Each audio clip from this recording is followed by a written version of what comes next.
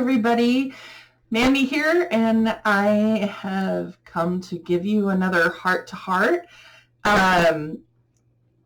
It probably looks like it on my face. To me, I can see it. Some of you may be able to tell, others may not. But I have had a really hard day for today, and actually yesterday too. But today was really hard. I actually had 2 really bad panic attacks today. And one of the issues that I'm having right now is the post-concussive disorder. So I was in a car wreck on September 2nd, and I have been dealing with the after effects from that. And one of those after effects is an increase in the amount of panic attacks that I have. Now, I already have quite a few, but normally speaking, quite a few for me is maybe 1 a week, maybe 1 every 2 weeks. So now it's been 2 to 4 a day, and honestly, it is exhausting, and there is no warning as to when they can come. It can be spurred on by actual stress that I'm having, or it can be spurred on by mental exhaustion. So if I have been trying to do too much during the day, and it can also be spurred on by memories that are brought up from my past that can trigger stressful feelings. So a lot of things may come into it, but because my brain is so stressed, then it's trying to work so extremely hard. It's going back to those base emotions and is trying to escape from that stress, and it causes anxiety, and then I have an anxiety attack, and it feels awful. If you have never had an anxiety attack before, I really hope that you never do. It's not fun at all, and it's something that is very real and very, very disturbing to the person that's going through it. But it's also different for each person on how they experience it. For me, my anxiety attacks or panic attacks, they actually I start feeling this warm feeling like through my shoulders and my chest, and it sort of feels almost like an asthma attack, except an asthma attack you can feel it in your lungs, and this just feels like a tightening across here, and it just gets really warm for me. And so I'll feel like somebody's gotten really close to me. And so you just have that sort of tingly, uncomfortable, heebie-jeebie sort of feeling. I don't know how else to say it. And I'm laughing, but it's a very uncomfortable feeling. And excuse me if you're insulted by that, but for me, when I get uncomfortable, I tend to giggle. I also do that when I'm humored by something, so I can be confusing. I'm sorry about that. But anyway, so I get that warm feeling through here, but then I start having a hard time breathing. And it's not that asthmatic feeling where it feels like it's deep in your lungs and like everything's tightening up inside. That's not the same thing. It just feels like there's a whole bunch of pressure just pressing down on my chest, and also not the same thing as the feeling of a heart attack, gotta say. It's right about in the area where you would feel heartburn, except it doesn't burn. Man, there's just so many things in those areas. But anyways, so it tightens across there. Then I start to feel sick and it sort of tightens across my stomach. And then I have that hyperventilating feeling where I can't breathe. So then my breathing comes faster. And then I feel dizzy and feel like I'm going to pass out, or I'm going to throw up, or I'm going to just be sick in general. And then my thoughts start going really, really fast. And it doesn't really have a rhyme or reason as to the thought process, actually. It can just be a whole bunch of thoughts that are just shot out at the same time. Or it could be just a thread of thoughts that I have this to do, and this to do, and this to do, and this to do, and da-da-da-da-da-da-da on through the night.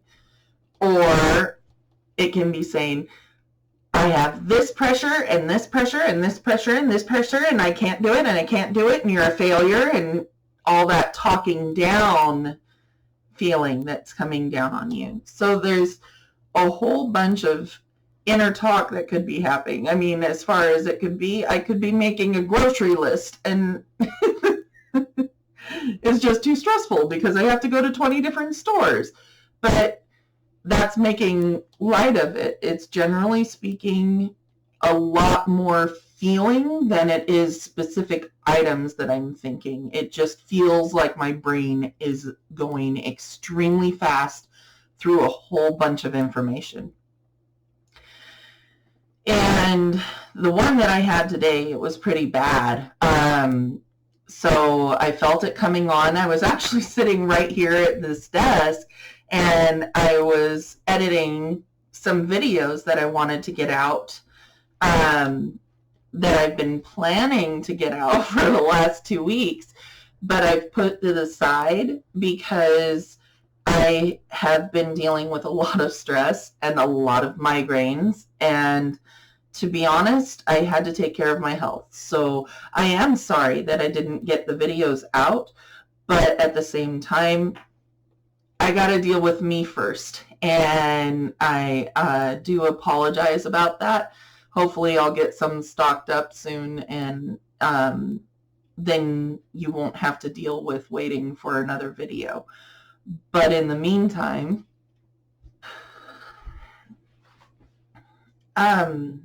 so I actually just had another one, and I'm still adjusting. Gosh, that was probably about 20 minutes, which is one of the shorter ones that I had today. The one that I had earlier, it was about an hour long, and I couldn't be more grateful for my friends that helped me through it.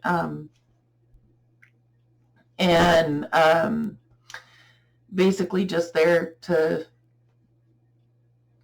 remind me to breathe, which was actually a really good reminder. One of the things, if you deal with panic attacks, is that, at least for me, it's not really a good thing to have one when I'm alone. Because then that means that I get more inside my head. I start beating myself up more. Now, I'm not the type of person that will do something to myself, but I'll end up getting into a darker place, be in the panic attack mode for a longer period of time. And then that takes a bigger toll on me emotionally and physically as the day goes on. So for me, in going through this and having a hard time breathing and feeling like my skin is crawling, and with the one that I just had, the heat came across here, but it also came across the back of my neck and my shoulder blades. So it just felt like everything was closing in on me. And that can either creep up on you really slow and you'll sort of feel it coming on, which when I was first learning about the fact that I had panic attacks, I thought that they were all asthma attacks, and I was incorrect. There's a different feeling. So that's something that I had to learn for myself on what the differences were on how they felt. And then having to figure out, okay, what are the different techniques that work for me? Well, one of the techniques that works for me is almost like a meditation type of breathing. If you're familiar with the We Fit, they have a meditation program on there, and it's this thing where you have to sit on the floor on the Fit pad and breathe and try not to blow out this candle that's on the screen. Yeah, I know. But anyways, it reminds me of that because they say to breathe in through your nose and out through your mouth, and, smell the flower, blow out the candle. Smell the flower, blow out the candle. Sorry, that's something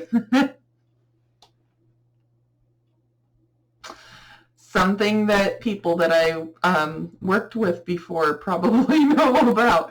It's a technique that they used for calming everyone, and it was supposed to be lovely and peaceful and polite and just wonderful. And so I had this thing, smell the flower, blow out the candle.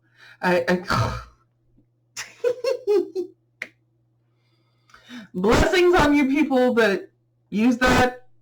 If it works for you, have at it. That is absolutely wonderful, and I'm not making fun of you.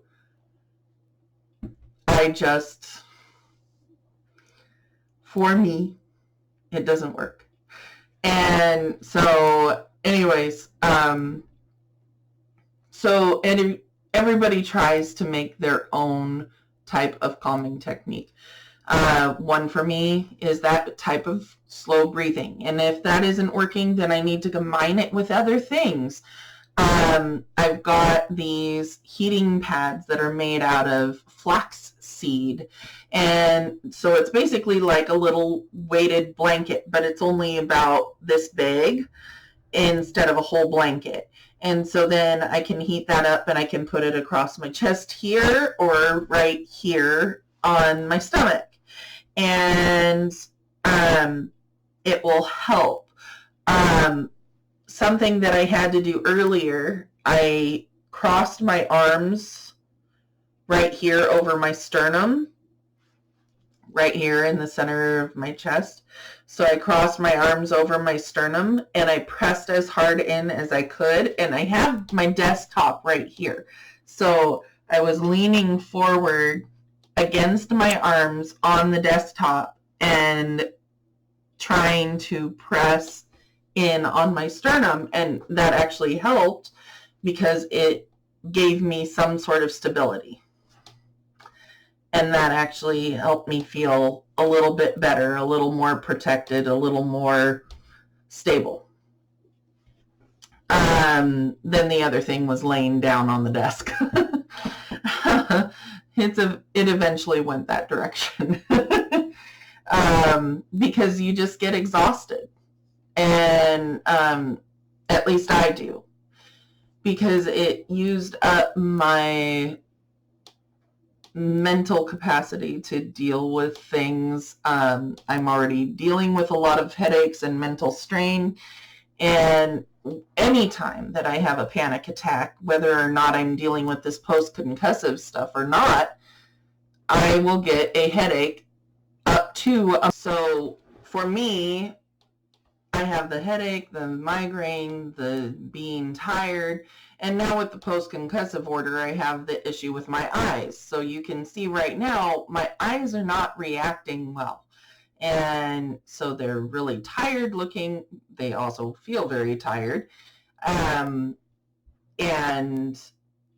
then I have issues with them moving in the ways that they're not supposed to. I can't move my hands in front of my face because then I get really dizzy. So I'm trying to control that. So I deal with that, and then I just feel exhausted and my arms feel like they're burning, and then I still have that feeling in the pit of my stomach like I've had a hard time breathing, and so then it just hurts in my stomach. So anyways, if I can just keep that pressure and then go somewhere and relax afterwards, be quiet, do some self-care. So if not taking a nap, being able to paint or to read or to sing or something that for me is relaxing, that will get my mind off of whatever it was that triggered or brought on that panic attack. That is the set of tools that I need. Now, if you experience something like that, you may need something totally different. And the amount of recovery time, the amount of time that a panic attack lasts is different every single time. It doesn't have a standard. And so you can't put it on a time schedule. Oh, she's having a panic attack. Let's see, it's going to last exactly 10 minutes, and then she's going to have 5 minutes of recovery, and she'll be fine. No, not going to happen. Much as people would expect to put you into that little itty-bitty box, it's not going to happen. So don't expect it out of the people that are around you, and don't expect it out of yourself. You need to be forgiving of yourself. That is the next thing that I have to say. You've got your toolbox of stuff to deal with the panic attack. You've got your toolbox of stuff that you need for self-care afterwards, and then you need to forgive yourself. Because believe me, there's a lot of stuff that you will try and beat yourself up about.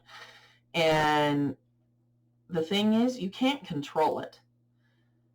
There's no point in taking that energy, that time to beat yourself up and make you feel worse about how these things are, what's happening to you. To be honest, you beat yourself up, then what's going to happen? Then you're going to focus on your trigger again, and then you're going to have another panic attack. It doesn't work. So my earlier panic attack, it was just after lunch, and then I had another one that was about an hour and a half ago, and then I decided that I wanted to share about my experience on a video, and I chose, this is me, I chose to get on and make a video. And I created a situation that was ripe for having another panic attack. Why?